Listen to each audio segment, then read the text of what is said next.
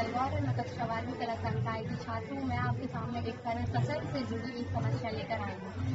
यह समस्या का नाम पराली से मृदा संरक्षण और पर्यावरण को लाभ। समस्या: पराली को जलाने से वायुमंडल का तापमान बढ़ता है एवं मृदा के तापमानों में वृद्धि होती है तथा पराली जलाने से मृदा में नाइट्रोजन की कमी होती है, जिससे भूमि की उर्वरक शक्ति कम हो जाती है। इसको जलाने से पर्यावरण प्रदूषण होता है।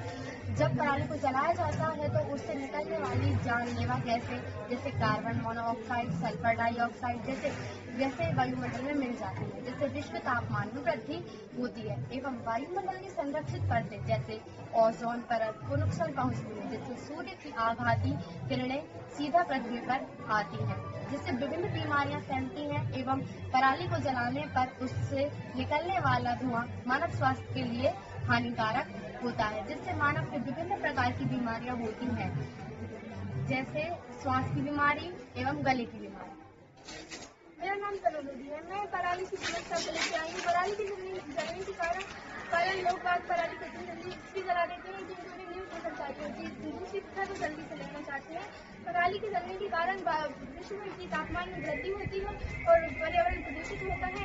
न जाने अनेक अलग अलग बीमारियां भी उत्पन्न हो जाती है। उत्पादन में कमी आ जाती है। मृदा की उपज शक्ति में भी कमी आ जाती है। इस समस्या का सामना किसान, मजदूर, हमारे देश का हर एक व्यक्ति करता है, जिससे कि अनेक समस्या होती हैं। हम इस समस्या के समाधान के लिए कार्य कर रहे हैं। इस समस्या के समाधान के लिए हम इस समस्या का समाधान, लाभ, हानि सब कुछ बताएंगे। जैसे कि मेरा नाम मोहित है, जैसे कि हमारे मित्र ये समस्या बता रहे थे, उसके समाधान के साथ में मोहित चौधरी। देखिए, इस समस्या का मुख्य निपटारा है अगर हम पराली को जलाएं, अगर हम पराली को जलाने के स्थान पर उसका प्रयोग भूमि में करें, भूमि में अपघटन के रूप में करें, तो उससे हमारी भूमि की उपज में वृद्धि होगी।